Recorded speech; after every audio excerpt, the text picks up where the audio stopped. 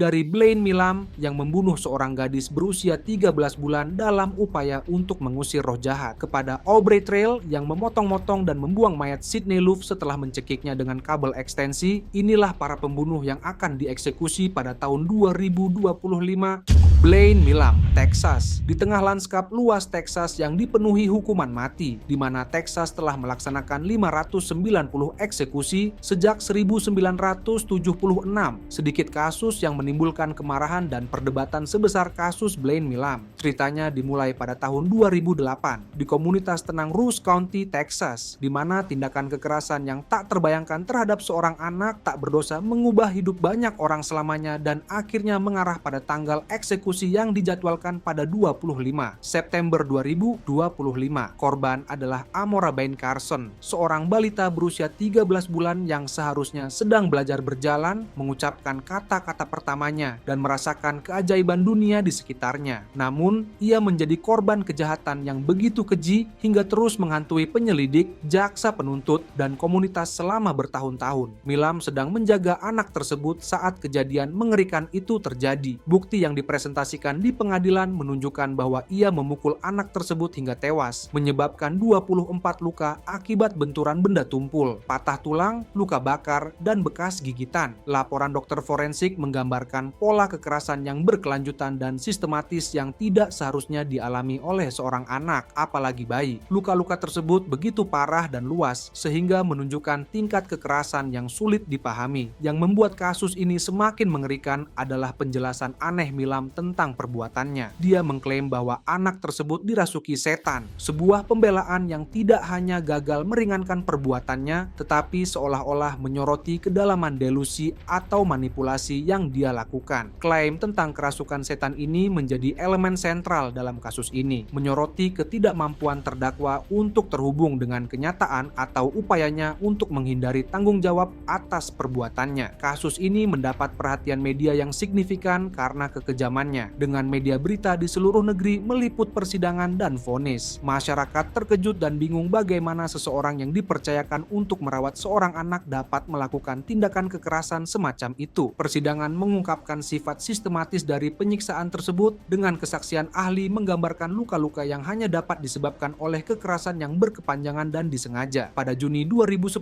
Milam dijatuhi hukuman mati, memulai perjalanan 15 tahun melalui proses banding. Selama periode ini, rekan terdakwa Jessica Carson, ibu anak tersebut, dijatuhi hukuman seumur hidup atas perannya dalam kejahatan tersebut, menyoroti kompleksitas kasus dan kegagalan perlindungan berlapis bagi Amora yang masih kecil. Koalisi Texas untuk menghapuskan hukuman mati mencatat bahwa banding Milam tampaknya telah habis, tanpa adanya tantangan hukum yang signifikan dilaporkan, membuat tanggal eksekusi September 2025 semakin mungkin terjadi. Kasus ini telah memicu debat publik tentang keadilan dalam hukuman mati, terutama mengingat keterlibatan beberapa terdakwa dan dinamika kompleks yang menyebabkan kematian Amora.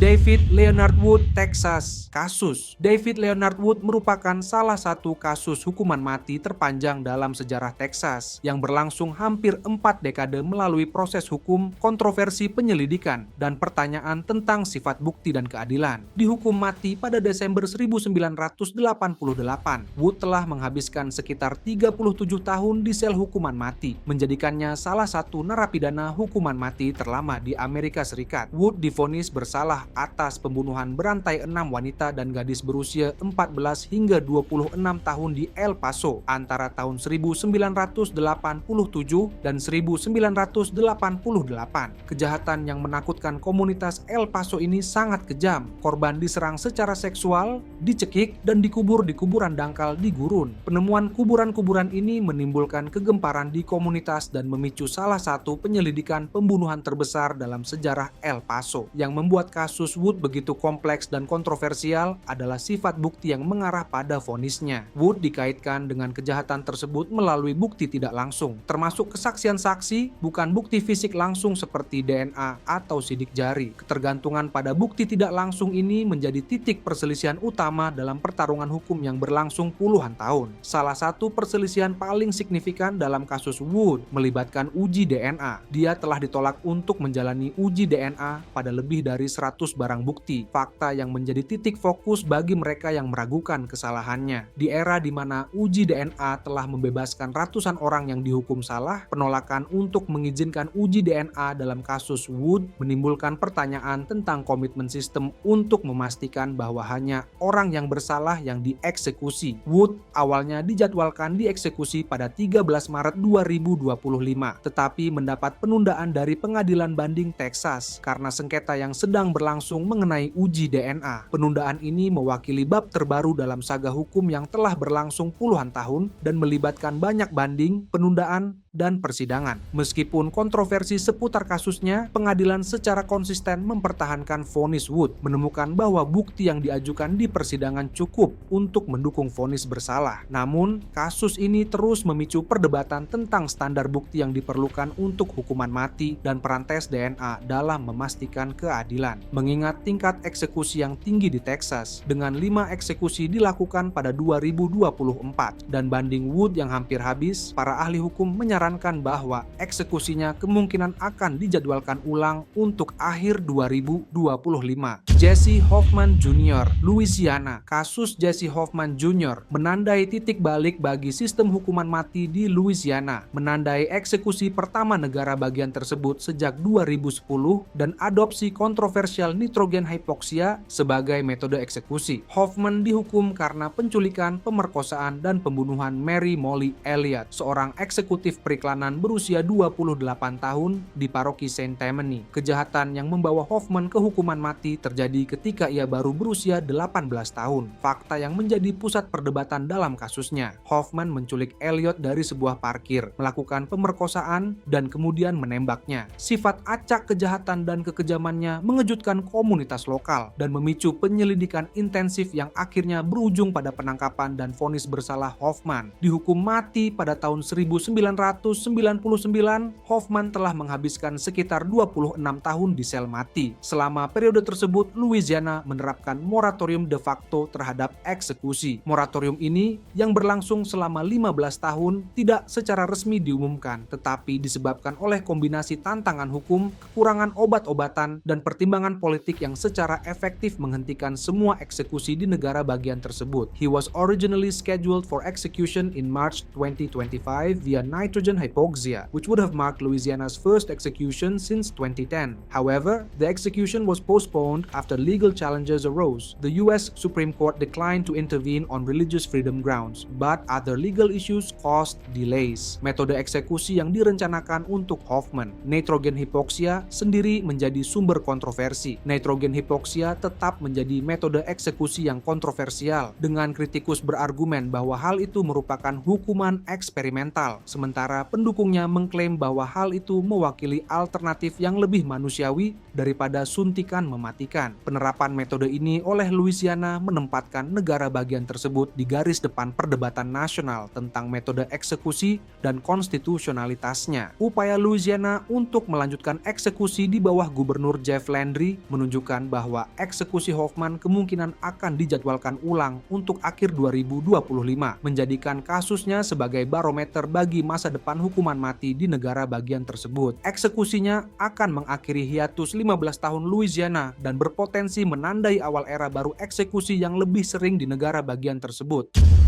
Aaron Ganches, Arizona, dihukum pada tahun 2002 atas pembunuhan Ted Price selama perampokan di Maricopa County. Ganches telah menjadi sorotan dalam pembahasan tentang proses hukuman mati dan implementasinya. Kejahatan tersebut terjadi pada tahun 2002 ketika Ganches menembak Price berkali-kali di daerah gurun selama perampokan. Lokasi terpencil tempat kejahatan terjadi dan sifat kekerasan yang terencana menunjukkan tingkat perencanaan yang matang, yang menurut jaksa penuntut umum layak mendapatkan hukuman mati. Dihukum mati pada tahun 2004, Ganches telah menghabiskan sekitar 21 tahun di sel hukuman mati. Apa yang membuat kasus Ganches patut diperhatikan adalah keputusannya untuk menolak banding, secara efektif sukarela untuk dieksekusi. Penolakan Ganches terhadap banding meningkatkan kemungkinan eksekusinya jika masalah logistik teratasi. Keputusan ini, meskipun secara hukum diperbolehkan, menimbulkan pertanyaan etis dan hukum yang kompleks tentang peran negara dalam melaksanakan eksekusi terhadap terdakwa yang tidak lagi ingin memperjuangkan hukuman mereka. Keinginannya untuk tidak mengajukan banding telah mempercepat proses eksekusi, membedakan kasusnya dari proses banding yang biasanya memakan waktu lebih dari 1 dekade yang khas dalam kasus hukuman mati. Percepatan ini telah menarik perhatian lebih besar terhadap prosedur eksekusi Arizona dan kesiapannya untuk melaksanakan hukuman mati. Namun, jalan Gunces menuju eksekusi telah rumit oleh perjuangan Arizona sendiri dalam implementasi hukuman mati. Eksekusinya dijadwalkan pada awal 2025 tetapi ditunda karena moratorium Arizona dan masalah obat suntik mematikan. Penundaan ini menyoroti tantangan praktis yang dihadapi negara bagian dalam mempertahankan sistem hukuman mati, mulai dari memperoleh obat yang sesuai hingga memastikan protokol eksekusi yang konstitusional. Sejarah hukuman mati Arizona memberikan konteks penting untuk kasus Gunces. Negara bagian ini kembali melaksanakan eksekusi pada 2022 setelah jeda 8 tahun menandai akhir dari penundaan panjang yang disebabkan oleh eksekusi yang gagal dan tantangan hukum. Kembalinya eksekusi ini menandakan komitmen negara bagian untuk melaksanakan hukuman mati, tetapi juga menyoroti tantangan berkelanjutan dalam implementasi eksekusi. Bagi Gunces, masalah sistemik ini berarti bahwa meskipun ia bersedia melanjutkan eksekusinya, faktor eksternal terus memengaruhi waktu dan kemungkinan hukuman mati yang dijatuhkan padanya akan dilaksanakan. Kasus ini menunjukkan bagaimana keputusan individu untuk mengabaikan banding dapat tertutupi oleh tantangan institusional dan hukum yang lebih luas yang dihadapi sistem hukuman mati.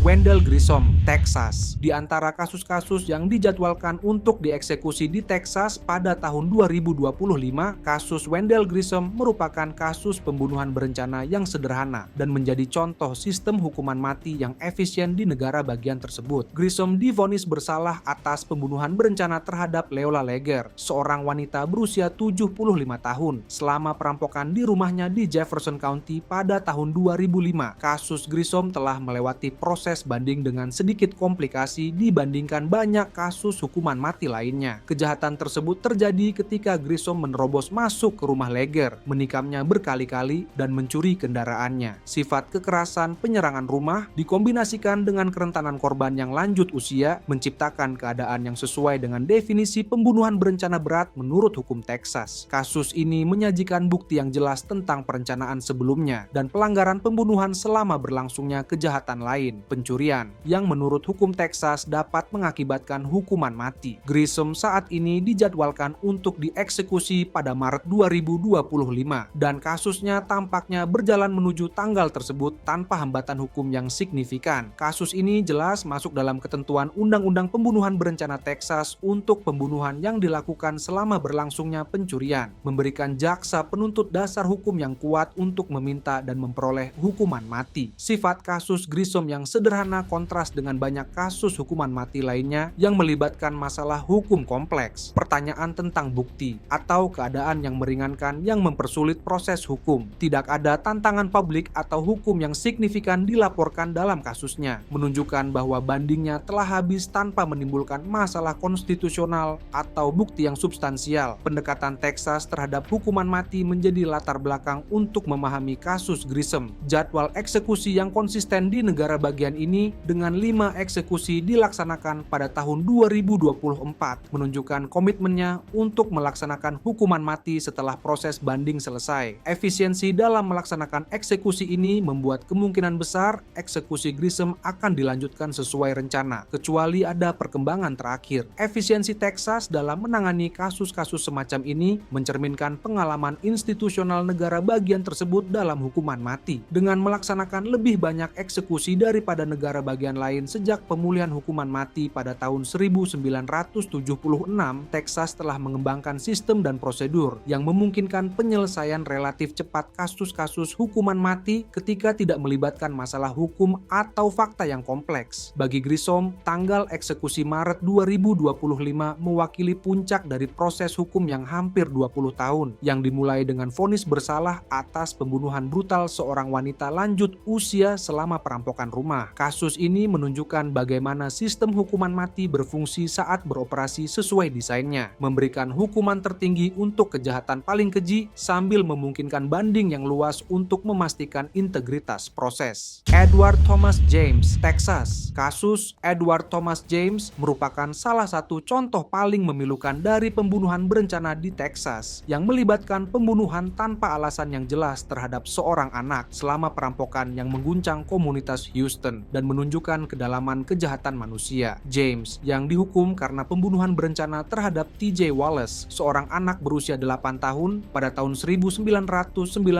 selama perampokan di Harris County, melakukan kejahatan yang begitu keji sehingga menjadi contoh mengapa hukuman mati ada sebagai hukuman tertinggi dalam masyarakat. Kejahatan tersebut terjadi ketika James menembak anak berusia 8 tahun di kepala saat merampok rumah keluarga tersebut. Kekerasan yang direncanakan dengan matang dalam membunuh seorang anak selama kejahatan properti menunjukkan tingkat kejam yang menurut jaksa penuntut layak mendapatkan hukuman tertinggi. Korban muda yang seharusnya menikmati masa kanak-kanak justru menjadi korban kejahatan yang melampaui batas pemahaman dan kemanusiaan. Dihukum mati pada tahun 1997, James telah menghabiskan sekitar 28 tahun di sel hukuman mati, menjadikannya salah satu kasus hukuman mati terlama di Texas. James saat ini dijadwalkan untuk dieksekusi pada Maret 2025, hampir 3 dekade setelah ia merenggut nyawa TJ Wallace yang masih muda. Lokasi kejahatan, Harris County, memberikan konteks tambahan untuk memahami perkembangan kasus ini melalui sistem peradilan. Harris County secara historis memimpin negara dalam jumlah hukuman mati, mencerminkan ukuran kabupaten dan pendekatan agresif jaksa penuntut dalam mencari hukuman mati dalam kasus-kasus yang dianggap layak. Pengalaman luas kabupaten dalam kasus hukuman mati berarti bahwa penuntutan James ditangani oleh pengacara yang berpengalaman dalam prosedur dan persyaratan hukuman mati. Kasus ini juga mencerminkan kengerian khusus yang ditimbulkan oleh pembunuhan anak dalam sistem hukuman mati. Meskipun semua pembunuhan tragis, pembunuhan anak memiliki makna khusus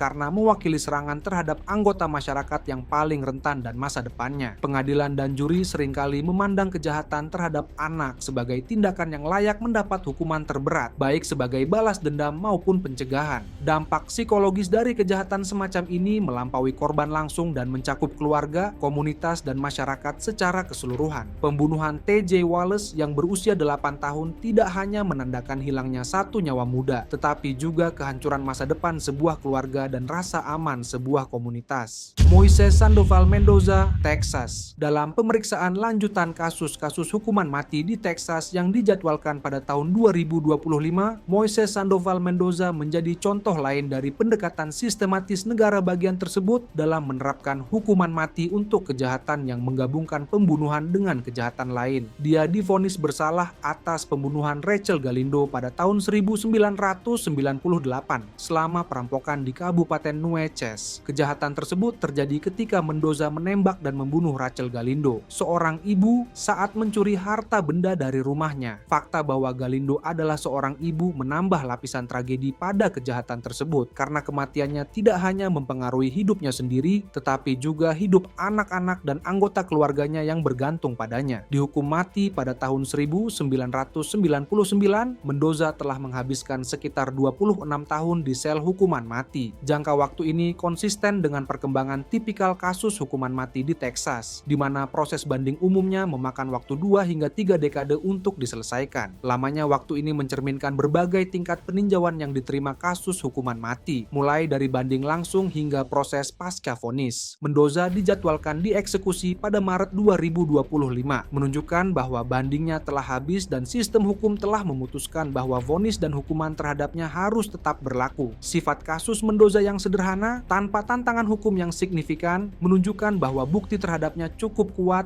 dan proses penuntutan berlangsung tanpa pelanggaran konstitusional atau prosedural yang signifikan. Sistem hukuman mati yang aktif di Texas memastikan bahwa kasus seperti Mendoza kemungkinan besar akan dilanjutkan ke eksekusi jika banding telah habis. Komitmen institusional negara bagian untuk melaksanakan hukuman mati dikombinasikan dengan pengalamannya dalam menangani kasus-kasus hukuman mati berarti berarti eksekusi yang dijadwalkan biasanya dilanjutkan kecuali ada perkembangan hukum terakhir yang menghalangi. Kasus Mendoza mewakili jenis perilaku kriminal yang dimaksudkan untuk ditangani oleh hukuman mati, keputusan yang direncanakan untuk mengambil nyawa selama melakukan kejahatan lain. Kombinasi perencanaan pembobolan rumah dengan niat membunuh untuk mencapai tujuan kriminal menunjukkan tingkat niat kriminal yang telah ditentukan oleh masyarakat layak mendapat hukuman tertinggi. Pembunuhan Rachel Galindo tidak hanya menandai hilangnya nyawanya, tetapi juga kehancuran struktur keluarganya dan trauma yang dialami para penyintasnya. Gerald Pizzuto, Idaho. Kasus Gerald Pizzuto merupakan salah satu contoh paling luar biasa tentang lamanya masa tahanan di sel mati dalam sejarah Amerika Serikat yang berlangsung hampir 4 dekade dan menimbulkan pertanyaan mendalam tentang hukuman mati, penuaan, dan konsep keadilan yang tertunda. Pizzuto yang dihukum karena pembunuhan Bertha dan Delbert Herndon pada tahun 1985 selama perampokan di Idaho County telah menjadi simbol kompleksitas dan kontradiksi yang melekat dalam sistem hukuman mati. Kejahatan tersebut terjadi ketika Pizzuto memukul pasangan lanjut usia tersebut dengan palu di kabin mereka, sebuah tindakan brutal yang mengguncang komunitas pedesaan Idaho dan menunjukkan tingkat kekerasan yang menurut jaksa penuntut layak mendapat hukuman mati. Korban Bertha dan Delbert Herndon adalah individu lanjut usia yang rentan dan seharusnya aman di rumah mereka sendiri, menjadikan pembunuhan mereka sangat keji dan tragis. Eksekusinya ditunda pada Maret 2023 karena tantangan konstitusional, mencerminkan perselisihan hukum yang berkelanjutan tentang kelayakannya untuk dieksekusi dan konstitusionalitas pelaksanaan hukuman mati setelah periode yang begitu lama. Tantangan ini berpusat pada apa yang para ahli hukum sebut sebagai fenomena hukuman mati, efek psikologis dan fisik dari menghabiskan puluhan tahun di bawah hukuman mati. Kasus ini menimbulkan kekhawatiran tentang fenomena hukuman mati, sebuah konsep hukum yang mempertanyakan apakah periode yang panjang di hukuman mati merupakan hukuman kejam dan tidak biasa yang melanggar amandemen ke-8. Organisasi hak asasi manusia internasional berargumen bahwa penyiksaan psikologis akibat hidup di bawah hukuman mati selama puluhan tahun dapat melanggar perlindungan konstitusional terlepas dari kejahatan aslinya. Sistem hukuman mati Idaho memberikan konteks penting untuk memahami situasi Pizzuto. Idaho memiliki koridor mati yang kecil dengan hanya 8 narapidana dan negara bagian ini jarang melaksanakan eksekusi. Frekuensi yang rendah ini berarti bahwa ketika eksekusi dijadwalkan, mereka sering mendapat perhatian dan pengawasan yang signifikan, terutama dalam kasus seperti Pizzuto, di mana terpidana telah menghabiskan puluhan tahun menunggu eksekusi. Meskipun menghadapi tantangan konstitusional, Idaho memiliki permintaan eksekusi yang tertunda untuk Pizzuto, menunjukkan bahwa eksekusinya tetap mungkin terjadi pada tahun 2025. Keteguhan negara bagian untuk melanjutkan eksekusi meskipun menghadapi penundaan yang panjang dan tantangan hukum, mencerminkan ketegangan yang berkelanjutan antara finalitas hukuman mati dan realitas praktis pelaksanaan hukuman mati. Lamanya waktu Pizzuto di sel hukuman mati telah mengubahnya dari seorang pembunuh yang dihukum pada usia 31 tahun menjadi seorang pria berusia 70 tahun, di mana kondisi fisik dan mentalnya telah berubah secara dramatis selama hampir 4 dekade. Perubahan ini menimbulkan pertanyaan apakah orang yang dijadwalkan dieksekusi masih cukup mirip dengan orang yang melakukan kejahatan asli untuk membenarkan pelaksanaan hukuman. Dampak dari masa penahanan yang sangat lama di sel hukuman mati melampaui individu yang dihukum mati, termasuk keluarga korban, yang mungkin menghabiskan puluhan tahun mencari penutupan yang tak kunjung datang. Dalam kasus Pizzuto, anggota keluarga Bertha dan Delbert Herndon telah hidup dengan pengetahuan bahwa pembunuh orang yang mereka cintai tetap hidup di sel hukuman mati selama hampir 40 tahun, situasi yang banyak dianggap sangat mengganggu dan tidak adil. Aubrey Trail, Nebraska, dihukum karena pembunuhan Sydney Love, seorang wanita berusia 24 tahun di Saline County pada tahun 2017.